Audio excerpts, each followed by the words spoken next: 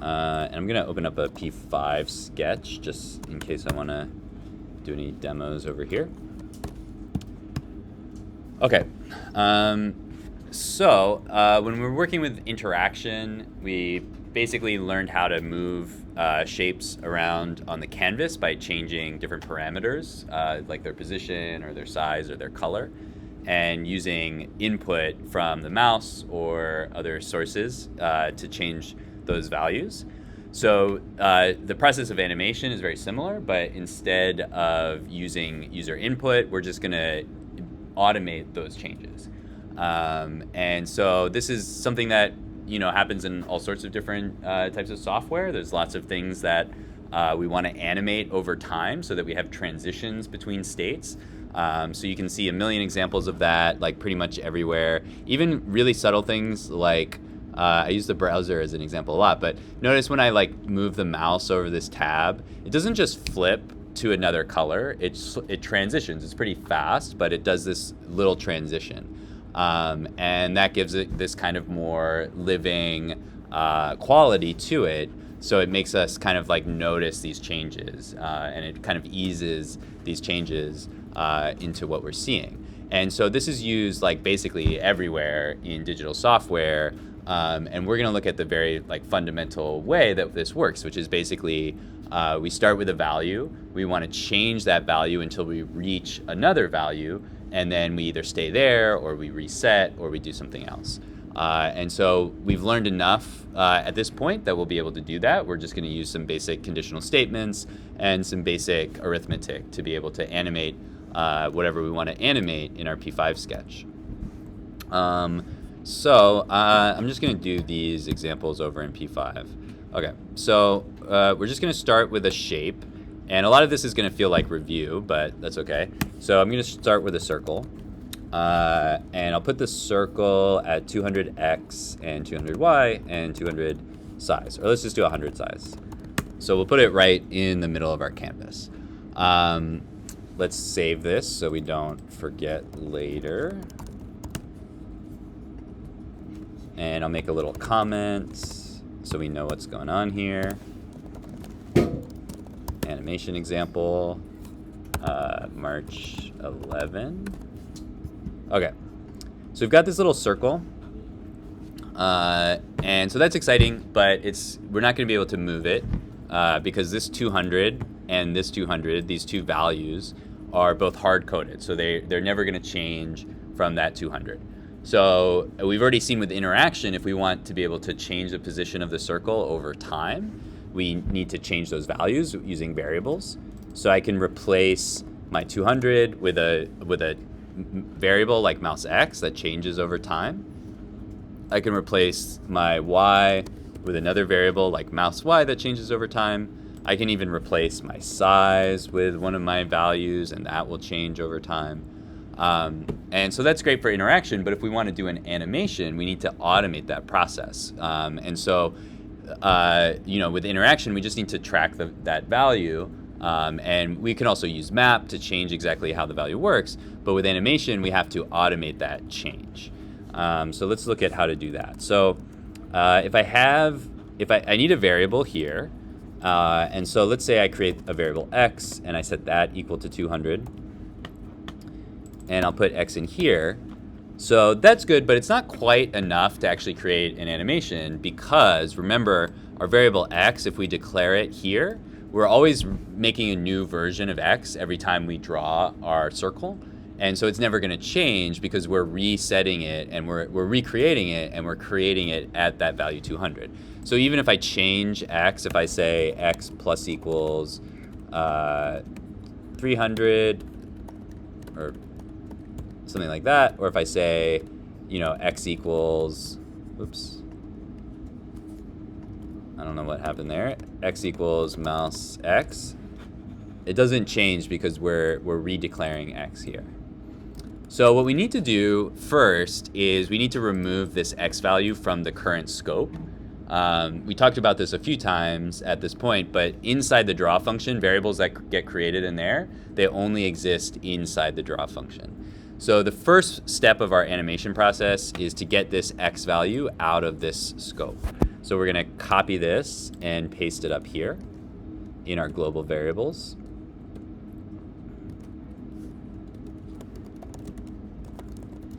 And now we can change x, and those changes will sort of exist outside of our draw function.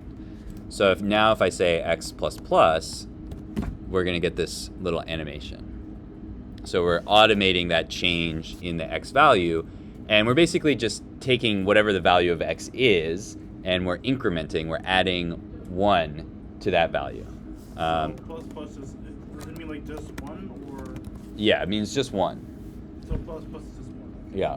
If we wanted to go faster, we could say plus equals and give it a value. So we could say plus equals 2. This will increment by 2. So plus is just a shorthand because we use that a lot in programming. But you can also do plus equals 2. You can do 10. And you can see the higher that number is, the faster it's going to move. And in the other direction, the lower that number is, the slower we're going to move. So the amount that we're changing per each frame is much lower. Wait, hold on. What was the example that you used before? X plus equals 2. No, x plus. It's right here. So I just commented it out so that we could use x plus equals 2. But they're both still there. That's odd. Which part? X plus, because when I input it, doesn't work. Is there like a different plus? It may be in the wrong place. Let me take a look at it. Because I don't know why x is highlighted. So you need to actually put x as the x value in the circle. You still just have the 200 there. Yeah, I make that mistake a lot.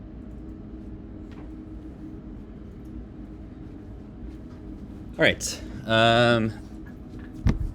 So we've got our x plus equals 2. So we're moving across the screen.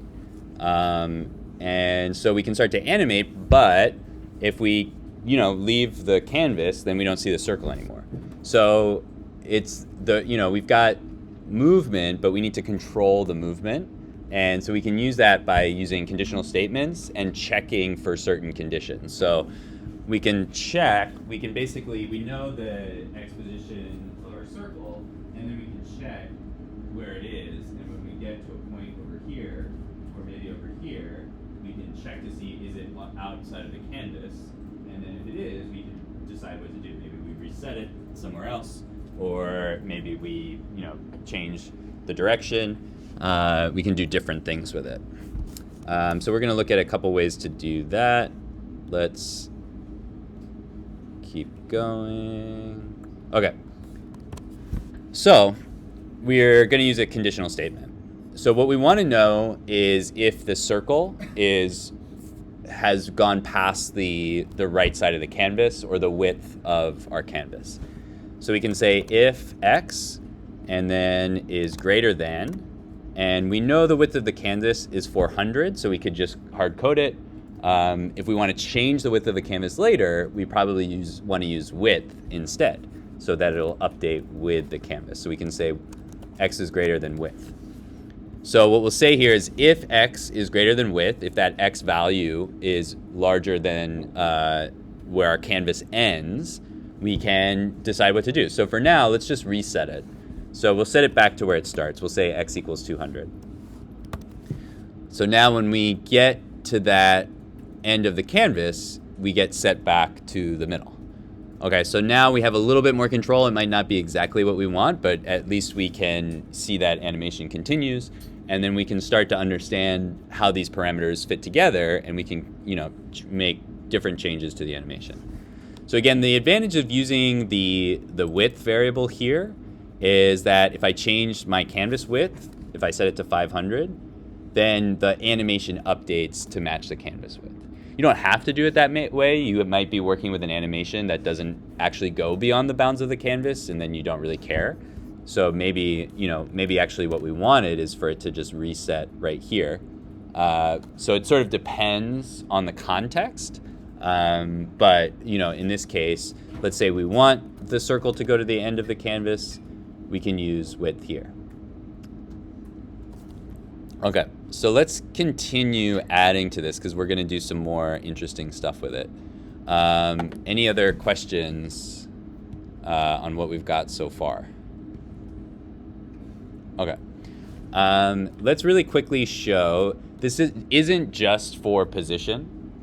We can do all sorts of different stuff with this. So for example, if I just throw X in the size, you'll see we're going to grow the size, and then it's going to reset. So you can animate anything. If we reset, I'm being lazy here. I'm not renaming my variables, but I'm just using this to quickly demonstrate that position isn't the only thing that can be animated. Anything that's a number can be animated. So colors, sizes, anything that has a number that has a range of values, we can add animation to. Okay, so let's stick with X for now, and let's fix a couple things. So one thing is you'll notice it resets when the circle is actually sort of overlapping the edge of the canvas. Okay, because the circle actually has a width. The circle, the center of the circle is what we're actually drawing X from, and that's why when we hit that edge of the canvas, when we're overlapping halfway, we're resetting the circle.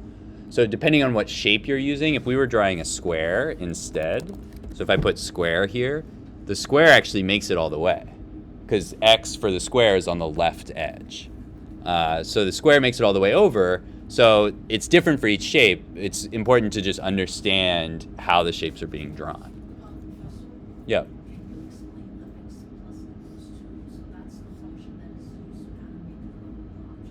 Yeah. Let me put this back in a circle. So X plus equals 2, this is like a shorthand for X equals X plus 2. And the reason we write it this way, let me do an example in the console. Okay, so if I have let's say I have a variable X and I set that equal to 0, and I want to animate that. So every frame I want to add 1 so we see the circle move across the screen. If I say X plus 1, it'll tell me the value, X plus 1 is 1, but it doesn't change X. X is still 0. Okay, so if I changed my code here, instead of saying X plus 2, if I just say, or X equals X plus 2, if I just say X plus 2, this doesn't do anything. Because I'm doing some math, which is fine, but I'm not changing X. I'm just like evaluating what is X plus 2. What I really want to do is I want to find out what is X plus 2, but then I want to set it back to X so that it keeps going, so it increases. So what I really want to do is say X equals X plus 2. So when I do that, now X is 2. And if I keep doing that, X goes to 4, 6, 8, 10. So we need to not just do the math, but also assign the result of that math back to the variable. Does that make sense? Yes. Kind of? So if you wanted to move, you have to add the X plus. So the plus is to make it move. Well, plus is just to make it, we're just changing the number. So the number, it doesn't even have to be necessarily plus. Like I could say X minus equals 2, and it'll go in the other direction. But we're just changing that number. The circle is drawing at X, and so if we change X, it's going to animate, whether it moves to the right or to the left or up or down, or it grows or shrinks.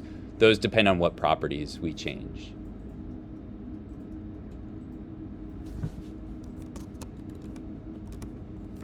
So we're going to say X equals X plus 2, and so that's going to move it. But we'll see other examples of that.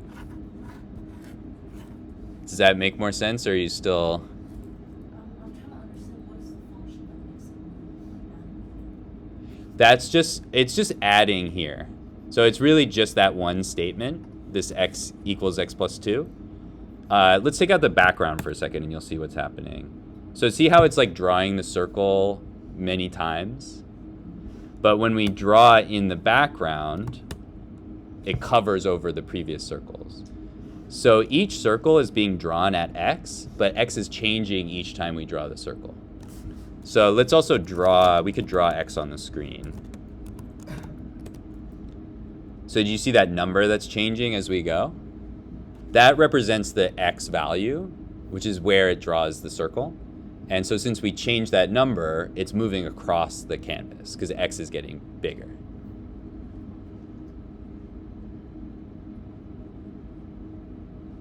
Does that make sense, or? Okay. We can go over it more, but sometimes it just takes a minute, or seeing it in multiple contexts for it. It totally makes sense. But that's okay. Let's continue. So yeah, this is really just a shorthand for x equals x plus 2.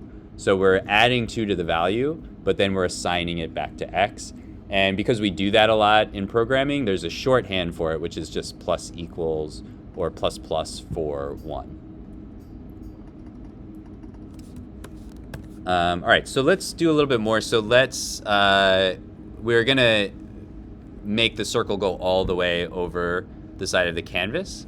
So we know that x is the position of the circle, but that draws from the middle. So we also have to account for the size of the circle.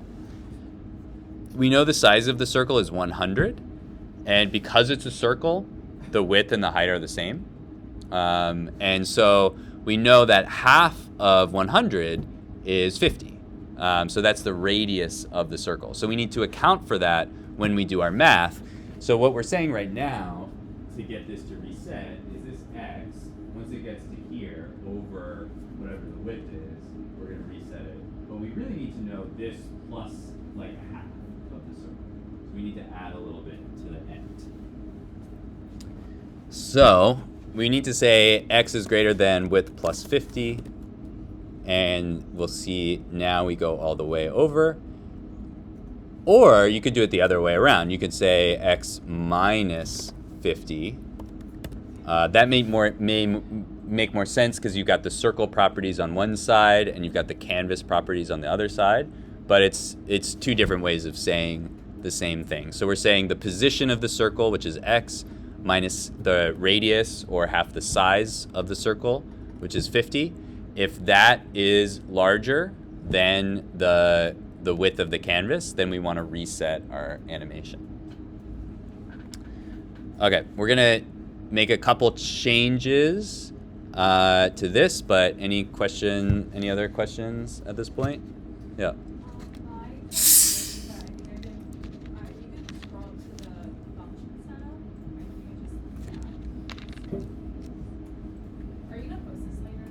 Yeah. Yeah. I'll take a quick look and see if something obvious. No, I just didn't write the right for any x.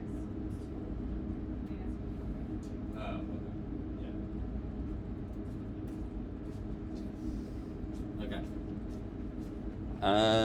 Okay, so now let's, instead of making our circle reset, let's make it bounce back. So we'll change the direction. Okay.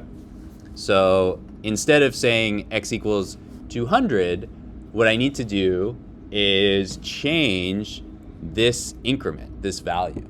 Okay. So if I want to change this value, remember, something that is just a number is hard-coded. Something that I want to change has to be a variable. Okay, so we can express this number as a variable, and we'll call it speed. That's how fast this circle is moving.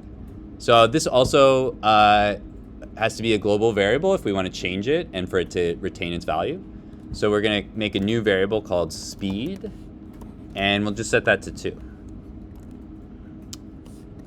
Okay, and so if I want to, I'll just put a comment here that says reset x, then I'll comment that out.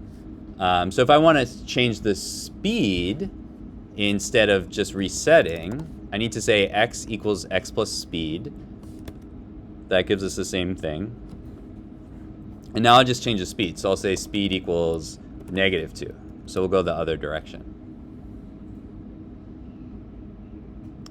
So now it looks like we're going to the other side and then we're bouncing back. So maybe we want to bounce off the edge, in which case we would do plus 50 instead of -50, right? So we would hit the edge of the circle instead of going all the way over. So now we have this little bounce. But now we go over the other edge. So now we can reset the speed once, but we can't reset it again because we're just using a hard-coded value here. So each time we kind of use a hard-coded value, we kind of get stuck where we can't make changes. So this one is going to be similar to our x plus equals in that it may be a little abstract, but what we're just going to do is reverse the speed. So if we take a number and we multiply it by -1, we're going to get the opposite of that number. So I'm going to say speed equals speed times -1. And so now, if speed's positive and we hit the edge, oh, I forgot one part. We have to check for another condition. So we'll do that in just a second. But the first part of this is that we're just going to multiply speed by -1. So if speed is 1, or speed is 2, I'm starting it at 2. If it's 2, it becomes -2. If it's -2, it goes back to 2. Because if you multiply two negative numbers, you get a positive number. Okay, so when we check, so right now we're checking to see if we hit the edge of the canvas, but now we have to check if we hit the left side as well. So this is where our condition is going to get a little bit more complicated. I'm going to add a little bit of room here. So this first condition is when we hit, actually, let me write this as two conditions and then we'll combine them. Okay, so we'll just say speed equals -2 here. So our second condition is if we hit basically 0, because we know the left side of the canvas is 0. So we have the same basic idea, except now we're saying if x, and let's say less than 0 first. So if x becomes less than 0, we'll add our sides in a second. Then we'll set speed back to 2. Okay, so now we'll get that bounce off the other side. But notice that we're still overlapping, so we didn't account for the radius here. So what we really want to say is x minus 50 to get that position, because we're starting from the circle and we're moving to the left to get the edge of the circle. So we say x minus 50 is less than 0. Now we're going to get bouncing off of both sides. Again, the bouncing off the side is arbitrary, but I'm just using it as an example to show if we want to control the animation in a specific way, this is how we can do it. But you don't have to use the side. If I had like a block here that I wanted to bounce off of, I could just set this to 100 and it would do the same thing. It would just be with a different value. Okay, so now we're going to put these into one big statement so that we can account for both things. Any questions on this part? Okay, so let's leave these here, and we're just going to put this into one big statement, and I'm going to show you guys a new thing that we can use to do that. So if we look at speed equals -2 and speed equals 2, we'll notice that the 2 stays the same. The thing that changes is the negative versus positive. And as I mentioned a second ago, we can just use multiplication to change that. We can multiply by -1 to flip back and forth between those two values, which is something we do a lot in programming, stuff like this. The thing that I want to do is, the thing that I need to do to make that work, well, actually, let's update that first. So I can say speed equals speed times -1. You can also express this by saying speed times equals -1. We have the same shorthand for multiplication, subtraction, and division that we have for addition. So we can say speed times equals -1. That is equivalent to speed equals speed times -1. And so this will keep things the same. And so then if we just want to combine our two conditions, so we have two conditions. We have if x plus 50 is greater than width. So if we hit the right side of the canvas, our second condition is if x minus 50 is less than 0. That's the left side of the canvas. In both cases, we do the same thing. We multiply the speed by -1. So we can combine those conditions using a compound condition statement, which is just 2 ampersands. Ampersand is like the little and sign that you probably don't use a lot, but it's on the 7 key. So if I make a new if statement, and I just grab my first if statement, and then I put in 2 ampersands, so I'm going to hold shift and hit 7 twice. That's a compound condition. So we're combining 2 conditions, and we're saying they both have to be true. Or actually, that's the wrong thing because they don't have to be true. Whoops. Okay, back up. So that is if we wanted both conditions to be true. But we actually only need one of these 2 conditions to be true. So we're actually going to use an or statement, which is it's 2 lines. The line key is the key that's right below the delete key on the keyboard. So you just hit shift and you hit 2 lines like that. That means or. So if either or condition is true, then we get true and we do the thing. So we're going to throw this statement in there. So if either of those are true, then we'll do our speed times equals -1. I'm going to comment out all of this stuff for now. So we just have this section.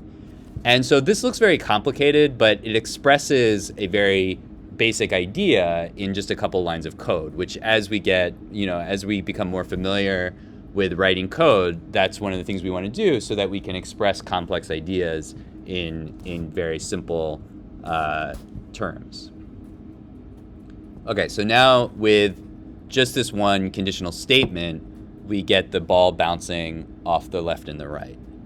So let's write this out in terms of what it's actually doing. So if x is really the position of the circle.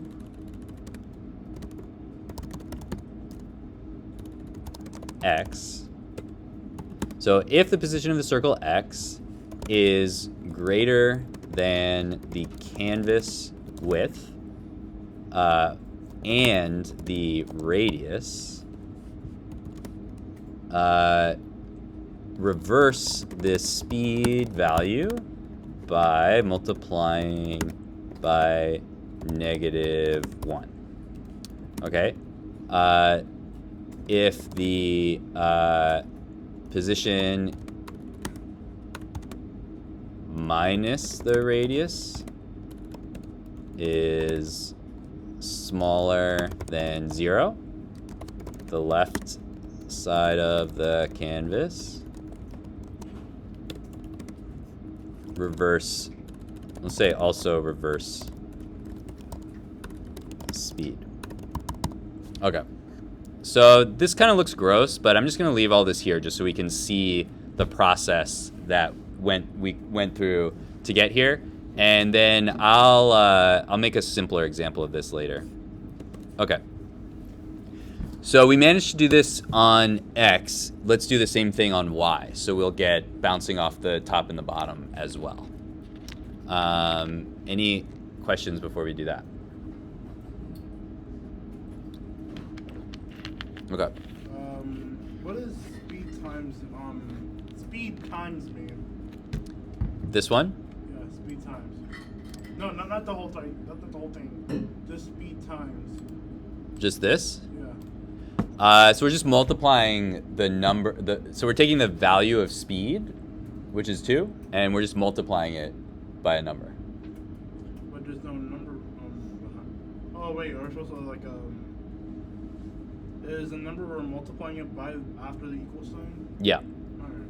So times equals, remember, is a shortcut or a shorthand for speed equals speed times -1. Oh, okay. Yeah. It's a little tricky, but it's a shorthand for programming. Okay. So we've got X. Yeah. What? That means or. So I'll do an example of that real quick. So that's a compound condition. So usually we have a condition. We say if true, console.log, blah, blah, blah. Okay, and if false, we don't log, right? So that's just like a basic condition. But we can add conditions together. So we can say something like if true and true. And so we can have two conditions to check if they're both true. But we can also say if true or true. And so that means either one is true. So it's a little confusing, but an example, so if I said something is true and false, that's going to be false because both sides have to be true for that to be true for a compound. If I say true and true, that's going to be true because both sides of that compound are true. With or, either one has to be true. So if I say true or false, that's true. If I say false or true, that's true. If I say false or false, that's going to be false. So let's use some real examples. So if I say like 0 equals 0, we know that's true. But if I want to know that that's true and something else is true, like 0 is less than 1, then both of those things are true. But if I say is 0 less than -1, no, that's not true. So if one of those things is not true, then the whole thing is false. On the other hand, if we do the same thing with our or operator, then only one has to be true for this to be true. And the reason that we use that here is because we have two conditions for the circle to bounce. One is if it hits the right side, one is if it hits the left side, and only one of them has to be true for us to change the direction of the circle. Okay. All right, so let's do our y.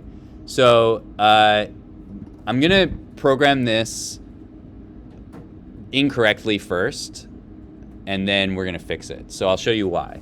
Okay, so let's do the same thing with y. So I'm gonna make a variable y, and I'm gonna set that equal to whatever it starts, which is 200. So it's gonna look very similar.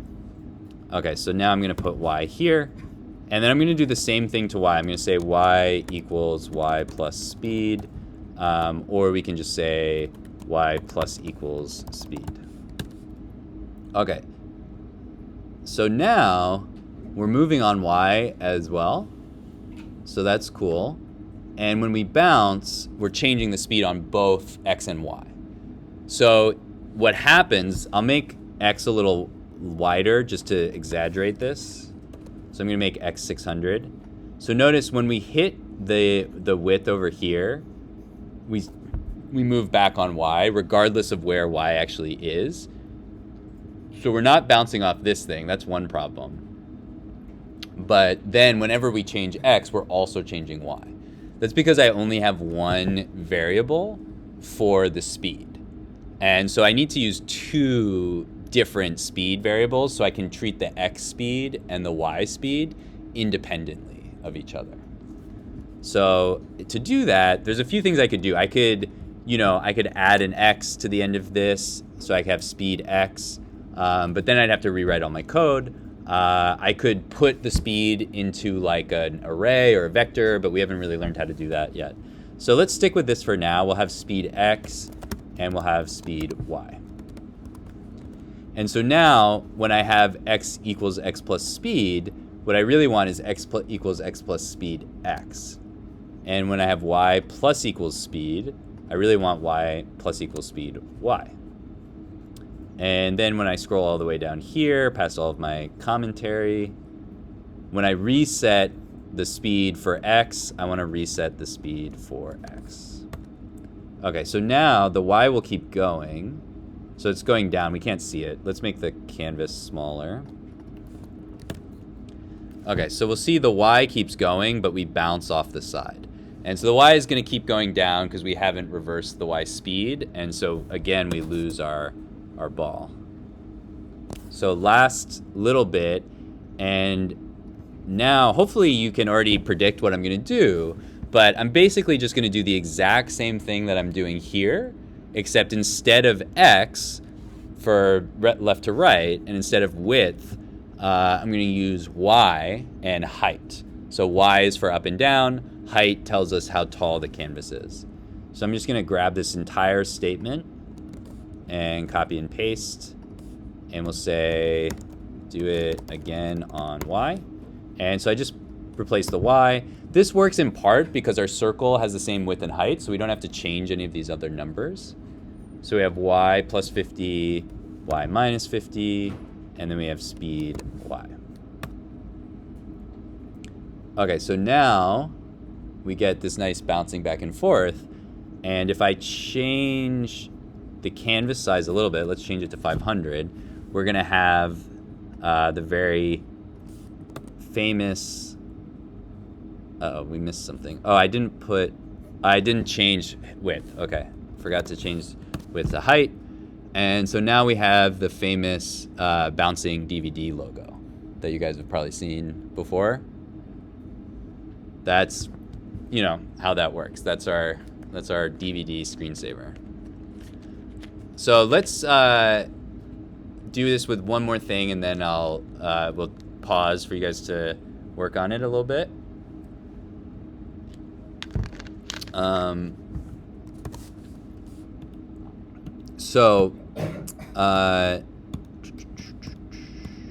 Okay, we already went through all of this stuff. Okay, so let's add some color. And so I'm going to show a couple different things. I might skip some of this stuff for now. Oh yeah, there's a lot of stuff in here. I'm going to skip most of that stuff, and I'm just going to show some color. So one thing that you can do, so right now I'm using this to change the speed by itself, but I don't have to do that. I can do anything here. So I could also change the color. So I could do that in a simple way. I could say like fill is red, and then fill is blue. And so now when we hit, we're going to change from blue to red, which is kind of exciting, but we can do better than that. We can add some variables to track our red and green and blue values. But that's just to show that we can't, we don't have to just change the speed. We don't have to just change the position. We can also change other things, and we can control it using what other values we want. So let's make some variables. So let's start with our RGB. So we're going to use red, green, and blue for our variables. And actually, this is maybe I'll demonstrate this here. So I'm just going to declare them here. So I'll just say variable RGB.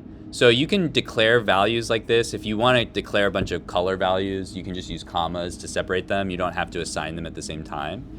And the reason I'm going to do this is I want to randomize these color values. And I can't use the random function in my global variables because it's a P5 thing, so I can only use it in setup. So let's declare some color values. And then what I'll do is I'll just randomize. So I'll say r equals random.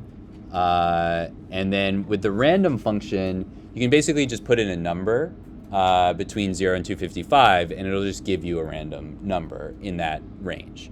And I mean, you can do it with any range, but since color is 0 to 255, we're going to use that. So I'll put 0 to 255. And I'll do the same thing for green. So I'll say random 0 to 255. And for blue. And now I just need to add a fill before I draw my circle. So I'll say fill RGB. So notice that I use those variable names because it's going to be easy to read. We know that red goes first, green goes second, and blue goes second. You don't have to do it that way. That's just the convention. It makes it easier to read and understand what you're doing. So now we're going to get a random color each time we run our program. And let's turn off the stroke. So each time I restart the program, I get a random color for my circle. And so now we can also reset that color every time we hit a wall. So I'll grab these guys, hit copy. And so now instead of doing fill red, when I hit the wall, I'll just fill in these random colors. And we'll talk about randomness a little bit more in more detail next week. But for now, we're just using it for our little demo. So now we just get a nice random color every time something happens. We also don't have to tie this to bouncing. We can do it with whatever we want. So another example we could look at is the frame count. We could set our color based on our frame count. So that uses I feel like I'm overloading concepts a little bit at this point, but let's go for it. So there's one more concept that we're going to look at that's useful for animation, which is kind of similar to what we're doing with just basic math, but this is using a symbol, which is the modulo. Modulo tells you the remainder of a division. So for example, if you have 30 divided by 30, you just get 1. So there's no remainder. If I have like 31 divided by 30, there's this like little floating point, and we can express that as a remainder in terms of a number. So if I say 31 modulo 30, it just tells me that remainder, how many numbers are over. So if I say 32 modulo 30, then we just get 2. This is really useful for animation because our frame count is always counting up, but we often want something to happen at a regular interval. So instead of last week we did the timed animation or the timed comic, and so we used a counter and we just counted up to a certain point and then we reset. But we can do that automatically using a modulo. So we can choose a range that we want, and then we can just count that. So this is an example. You see the frame count, and then you see the frame count modulo 10, and you can see that it resets every 10 frames, and it counts again from 0 to 10. So it's a really simple way to do some repetitive animation.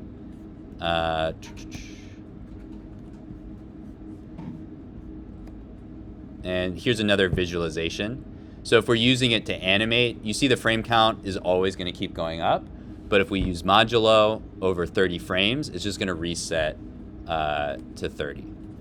So the way that we can do this is we can set like a point where we want something to change. So I'm going to comment these guys out. This sketch is getting really overly commented, but that's okay. So I'll just put animate with modulo here. So we can say if, and then we can say frame count modulo, and then let's just choose 30 frames as an example. So every 30 frames, and actually what we need to do is say, is this equal to 0? So if frame count is 0, if frame count modulo 0 means there's no remainder. So that only happens at intervals of 30. So 30, 60, 90, etc. So if we put our random code in here, now we see the circle is just changing color on its own every 30 frames. So if I change this 30, if I change it to like 2, it's going to be like going crazy because it's changing every 2 frames. If I change it to like 60, then it's going to wait a long time, a whole second before it changes. So it's a lot of different ways to do kind of similar things, but it's just kind of different examples of how you can use some basic math to make some changes over time in different contexts. Okay, so that's a lot of info. I'll stop here. We actually have a lot more info we're going to do in the second part of class, so hopefully your brains are feeling active and elastic today. But we'll cover some more stuff in a bit. For now, I would just like play around with some of this stuff. If you have ideas for something that you would like to animate in your sketch, you can think about that. For our project for this week is really just to make like a simple animation. So again, this really can be whatever you want. Just think of something simple that would be fun to animate, and work on that.